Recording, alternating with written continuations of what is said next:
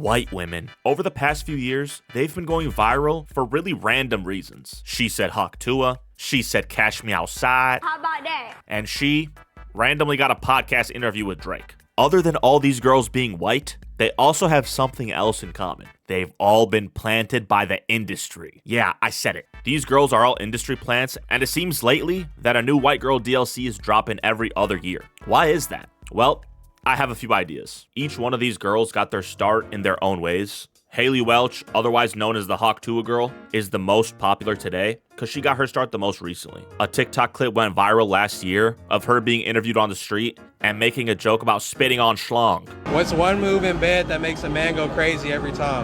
You gotta give him that Hawk Tuah and spit on that thing, you get me? She went from being some random southern girl to one of the biggest things on the internet. Then she parlayed that into a super successful podcast that nobody makes fun of, and it's really funny. Danielle Bregoli, aka Bhad Bhabie, got her start a few years back when she was only 13 years old. Her and her mom went on to Dr. Phil's show to hash out some of their problems, and she had a clip go viral of her talking shit to the audience. And all these hoes laughing like something funny. She's talking about the audience, that they're laughing at her. Did you say the hoes are laughing? Yep. So the audience are a bunch of hoes? Yep.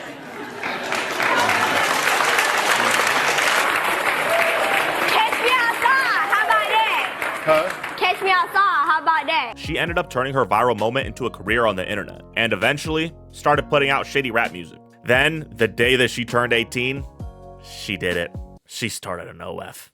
And you know motherfuckers are freaks. They got on that shit ASAP. Because of the OF, she probably has the most bread out of the three of these girls. I'm pretty sure she made $1 million like so fast. Bobbi Althoff is probably the whitest out of these three girls in my opinion. She got super duper white girl aura. She started on TikTok and was a creator in the mom niche, I guess. Eventually started a podcast and somehow got Drake to be one of her first guests. Am I your type?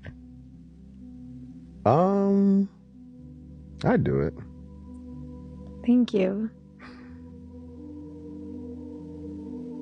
I'd do it.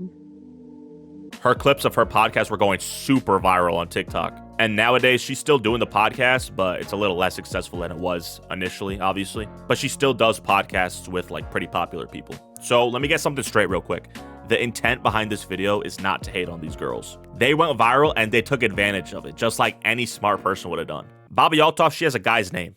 That has nothing to do with this video, but I just wanted to point that out. Other than that, though, she was somehow able to get Drake on her podcast. And then from there, obviously she has credibility to get whoever the hell else she wants on that podcast. Drake is like the most famous guy in the world.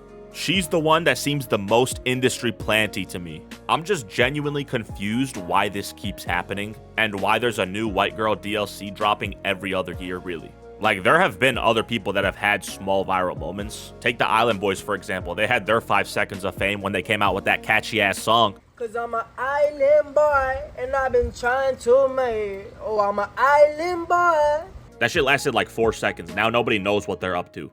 But every now and then you hear their name pop up still, and they're always in the news for some wild shit. They are nasty as hell. I don't know what those dudes are on. So here's my thing. Why have the Island Boys not been able to turn their small viral moment into a career the way that these girls did? I think it's because they're kind of dumb. I'm pretty sure the Island Boys, after they blew up, they tried to come out with actual rap after they blew up for shitty rap or whatever that music was. Island boy. And obviously their music flopped. At least someone like Danielle Bregoli had a song that had numbers and has a more legit rap career than that. Like, she collabed with Yachty. And her song was low-key catchy. The only thing that the Island Boys put out that was catchy is that original clip. Earlier, I mentioned that these girls were all planted by the industry. I don't know why I keep pointing like this, but some people would argue that none of them were even planted at all, and that they just randomly went viral and ended up making a career out of it. Google says that an industry plant is a derogatory term used to describe a musician who gained popularity through connections, wealth, or inheritance, rather than their own talent. Obviously, with these girls, it's not pertaining to the music space, it's the entertainment space we're talking about. And damn, derogatory? Shit, I guess so, but I don't really mean to be derogatory. If a motherfucker plant, they a plant.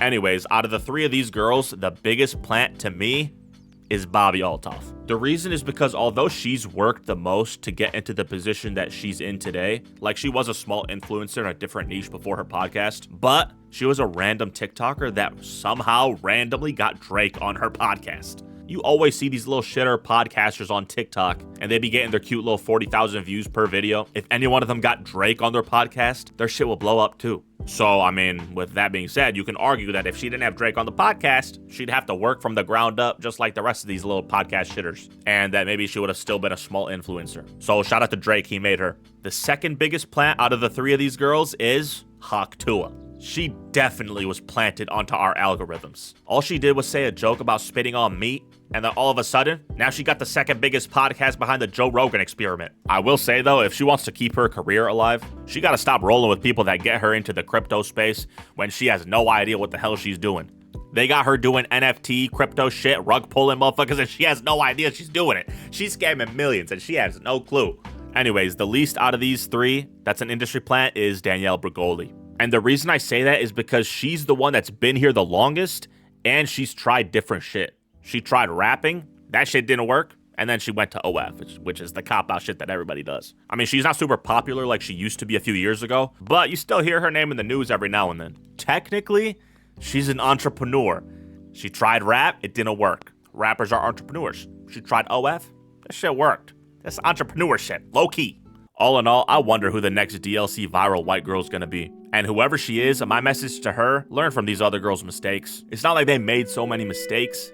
They're doing the best they can, but just maybe do some different shit and try to carve out a cool, unique path. Instead of starting an OF or rug pulling the shit out of people when you don't even know you're rug pulling motherfuckers. This video was not intended to shit on these girls. I genuinely just had an interest in this topic, so I wanted to talk about it. Shout out Tuah, shout out Bobbi Althoff, shout out Danielle Bregoli. Keep doing your thing, I guess. That's the end of the video.